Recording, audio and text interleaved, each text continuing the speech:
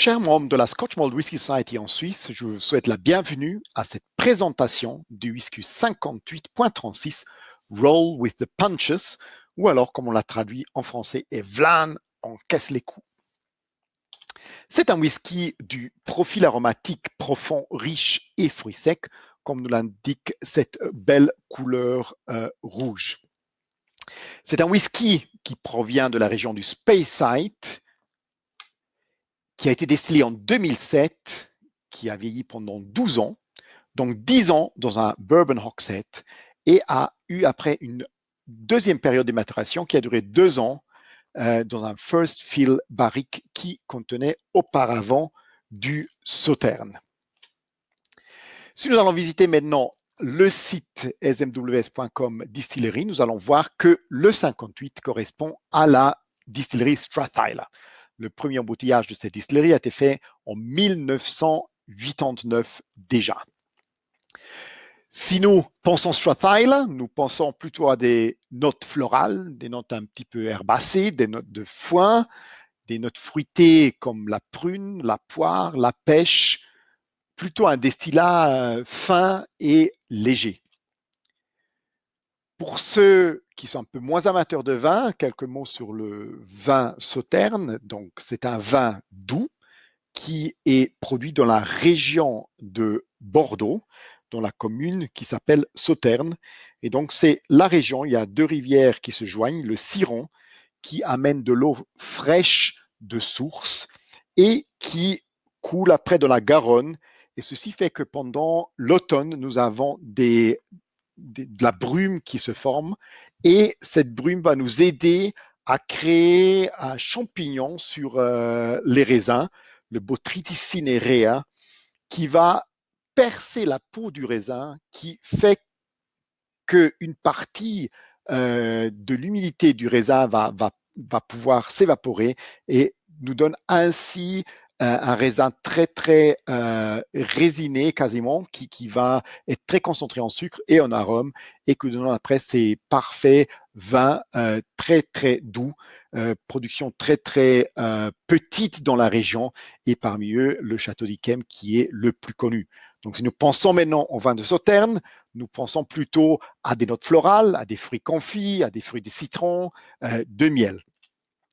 Maintenant, si nous prenons les deux parties, la partie ADN du whisky de Strathyla et de l'autre côté, ce que nous amène le Sauterne, on pensait plutôt à un whisky qui devrait, pour finir, être très floral, avoir beaucoup d'arômes de fruits, genre des fruits confits, citriques, poire, pêche, un côté doux, miel, mais comme d'habitude, la Society peut nous surprendre par toute leur connaissance d'élevage, de maturation au fût, car nous avons ici un whisky qui est complètement différent. Roll with the punches, Evlan encaisse les coups. C'est pas qu'on a trouvé le faux titre pour ce whisky, mais si vous avez déjà versé maintenant un joli verre de ce whisky, vous avez dégusté, vous allez comprendre pourquoi le titre est juste, car il y a plein d'autres arômes qui nous ressortent. Si nous regardons maintenant les notes de dégustation du Tasting Panel, nous allons trouver justement des coups très forts de sucre demerara, des arômes de pinot noir, de rhum épicé, du vin de dessert Tokai, des gants de boxe en cuir. On va trouver à la fin même des arômes de l'Apsang Souchong, donc le fameux thé fumé chinois et d'autres douceurs. Donc, plein d'autres choses qui nous surprennent. Un whisky qui est très beau, très bel équilibre en dégustation. Personnellement, j'ai essayé tel quel, j'ai essayé avec de l'eau. Je trouve que l'effet sur ce whisky ne change pas grand-chose avec ou sans eau. Personnellement, je pense qu'il se boit aussi très facilement comme il se présente. Donc, l'ajout d'eau n'est pas absolument nécessaire. Mais comme d'habitude, chacun peut le faire comme il le voit lui-même.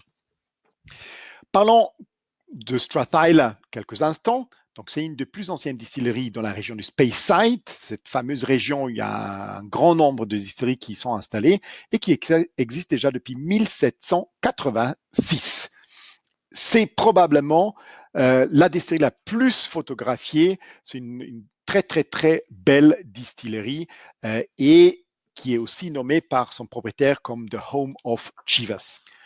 Vous voyez ici sur la carte Strat Island Distillery, donc au cœur de la région du Speyside.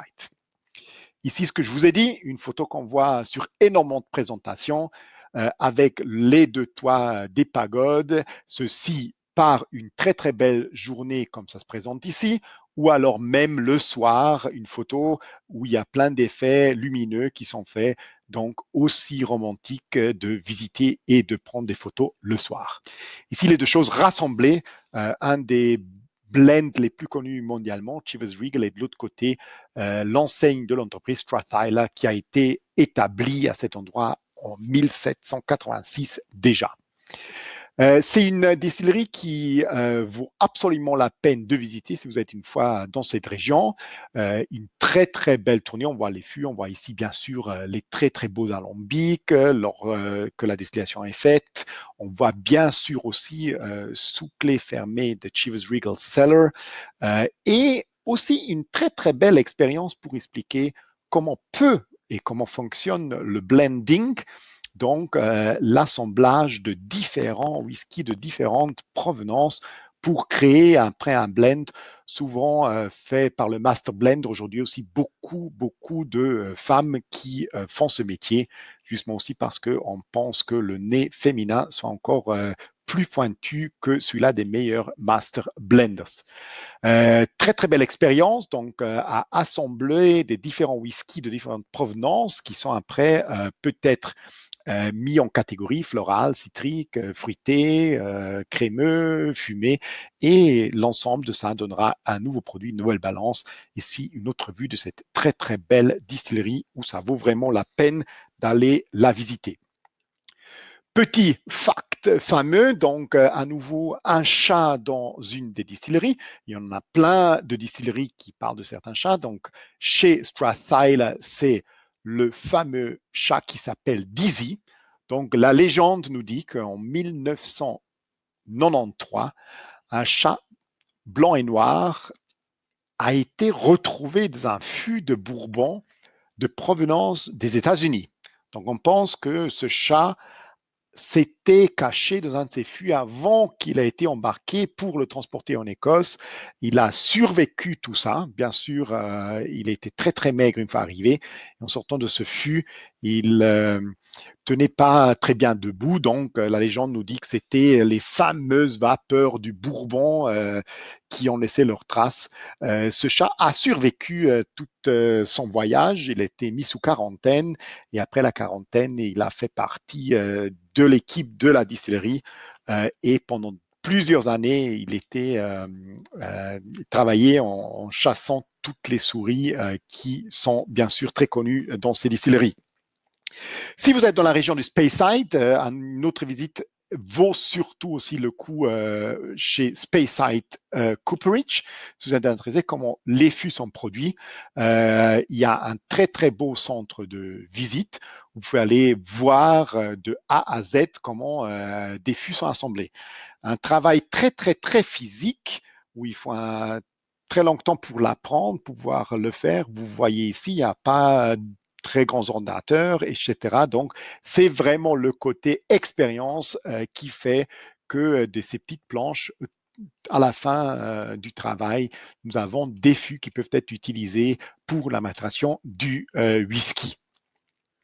Ici, nous voyons tous les fûts qui sont déjà terminés. Vous voyez tout au fond le dernier contrôle du fût, donc avec à peu près 2 barres de pression à vapeur. Les fûts sont contrôlés s'ils sont étanches et seulement si le fût est complètement étanche et s'il correspond aux normes, la personne qui a construit le fût sera payée.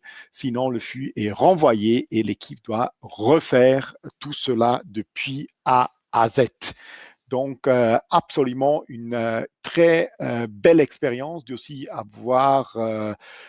pouvoir comprendre plus profondément tout le travail qui est aussi lié à cette partie quand même très importante de la maturation dans le monde de whisky, pas seulement dans le monde de whisky, mais dans beaucoup d'eau de vie qui passe un certain temps dans des fûts en chêne. Maintenant, j'espère que vous avez passé un très très bon moment. Donc, comme je vous ai dit, le Initial Cask, comme vous le voyez sur la nouvelle étiquette, ex-Bourbon Hogshead, et le Final Cask, First Fill ex-Sauternes Barrique. J'espère que vous avez passé un bon moment avec ce drum, une belle découverte, et je me réjouis déjà de vous retrouver pour un autre petit film sur un autre whisky plus tard ces jours.